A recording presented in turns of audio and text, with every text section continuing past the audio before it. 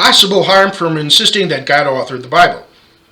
Besides belief in a God-authored Bible giving rise to hundreds of contradictory interpretations, those who believe that God authored every passage of the Hebrew Bible, which was separate and apart from the church's writings for 1,200 years, may conclude that everything therein should be followed.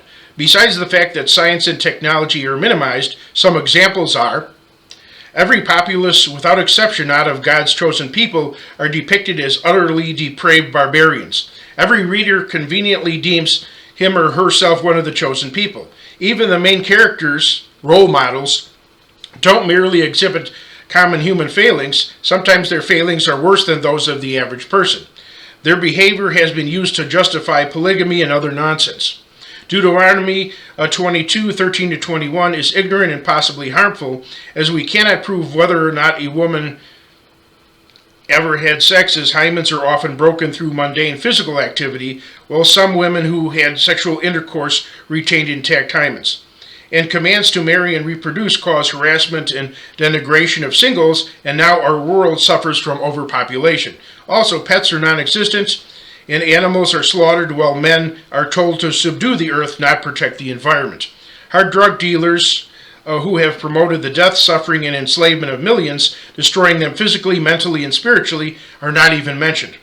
The word sorcery in Scripture, translated from the Greek word pharmakeia, only included substances that had spells cast on them, or substances given to someone to make them susceptible to mental suggestion. That has nothing to do with today's modern drugs and their use or abuse. So the Bible has no proscribed punishment for dope dealers whatsoever, while picking up sticks, tapping rocks, and other trivial actions called for the death penalty in the Old Testament. The Hebrew Bible supported the institution of slavery, Leviticus 22:44-46 and other texts. New Testament slaves were more like servants, so-called slaves. Dozens of other pertinent topics crucial to modern life are excluded. If God authored a book, he could have predicted the future and relayed modern life beforehand. Stories such as the creation and Noah's Ark inspire children and sometimes adults, but other stories are far less innocuous. Although the book of Psalms is very inspiring, in Psalms 58, the writer talks about washing his feet in people's blood. This vengeful and gross sentiment contradicts Jesus' humble example of washing others' feet and loving one's enemies. If Jesus was God, how is Psalms God-authored? And consider all the Old Testament warfare, murder, rape, pillaging, and mayhem, which reflects on its authors. In defense of that, I've heard, before Jesus, Prince of Peace, peace could not exist. Yet peace did exist, and Christianity teaches that Christ was a pre-existent being. Many American Christian believers call themselves God's righteous ones who fight against evil empires. Many Jews still consider themselves the chosen people, far superior to everyone else. And many Middle Easterners who use the Bible as a backdrop for their Quran call America the great Satan, battling others in Allah's name. And each group has a book filled with examples of killing everyone else. How can we not see the harm in lauding stories of men hearing voices that told them to butcher other people? Even if those who were killed deserved it because they were completely evil, why wouldn't God instantly destroy all the wicked himself, like he was said to have done to Sodom and Gomorrah, instead of having men deal with the negative psychological impact of brutal warfare? Besides, much of the Old Testament is simply a redundant, the children of Israel smote so-and-so with the sword, saith the Lord, instead of teaching anything new. So let us break the chains and shackles that come with deifying these writings. More observations. The most glaring inconsistency is that most believers in a God-authored book never read the entire book they claim is God-authored. Others ignore anywhere from small parts on up to most of it, rejecting whatever, God wrote, supposedly wrote, that they don't like. Then most so-called God-authored books are copyrighted.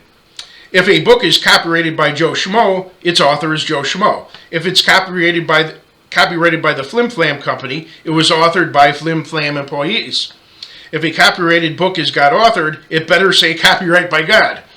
If you insist on the Bible being divinely inspired, at least use a non-copyrighted translation, such as the authorized King James Version. Also, diverse groups disagree on how many books constitute the Hebrew Scriptures. Some Jews only accept the first 5 books, the Torah. Protestants say 39, Catholics say 46, the Orthodox canonized 49, and some historical groups have 53, making an 80-book Bible. The Septuagint, Greek translation of the Hebrew Scriptures, which Jesus quoted from, had all 53. This division and the occasional brokenness of the texts, besides the lack of vowels in ancient Hebrew, causes words, word meanings, and passages to be perpetually disputed by believers in a God-authored book. As far as the 10 Commandments, they only applied to one's neighbor. The scrolls from which these precepts came from had no first word capitalization, commas, or periods. So in Exodus chapter 20, it says, "Thou shalt not kill, commit adultery against, or steal from thy Jewish neighbor." This explains the apparent contradiction in Deuteronomy 20:13-14, where the Israelites were told to kill, commit adultery against, and steal from others.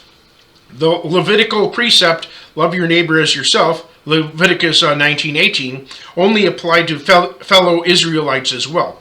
Besides being a monument to Jewish racial supremacy, the Hebrew Bible does not produce faith. Half of Jews are basically atheists. Jesus quoting the Old Testament certainly doesn't mean he endorsed the whole thing. Rather, this appears to be circumstantial. He could not have quoted the New Testament since it was not yet in existence. And since he was of Jewish lineage, he naturally used Hebrew texts as a reference point. If he was Indian, he would undoubtedly have quoted the Hindu Vedas instead. Besides, most Jews rejected Christ even though he accommodated himself to them. By ignoring their corrupt narratives, he might have been completely rejected. Yet he incorporated them since prophetic light still shone through Hebraistic squalor. Also, fables can beautifully illustrate truth. Although the Old Testament, actually the Jewish Tanakh, was quoted many times in Christian scripture, as stated earlier, this is only a small fraction of it. Jesus and his apostles knew how to gather gems from those scribblings like miners panning for small gold nuggets within gallons of mud. But many people cannot, and better leave it alone. Besides, the Old Testament God cannot be the true God according to the Old Testament, because it says that the true God immediately answers his religious leaders with miracles, and false gods do not. 1 Kings 18:22-39. Since calling on the Old Testament God does not result in immediate dramatic miracles, the Old Testament is self-refuting. Jesus made it perfectly clear that the Jewish leaders were terribly corrupt. Yet those Jews were the ones responsible for collecting and preserving the Hebrew Scriptures. Yet we trust those storylines to be an unadulterated reflection of God's will. Rather, I would expect Jewish leaders to maintain texts that were corrupt and self-serving, since Jesus declared them corrupt, those leaders corrupt. So the Old Testament, so-called Old Testament, is a cracked antique relic which gives Christianity validity via historic reference. That's good. But as an antique collector's bottle, let's keep it in the curio cabinet, only drinking our new wine from new bottles. Matthew 19:17, King James Bible. Take care.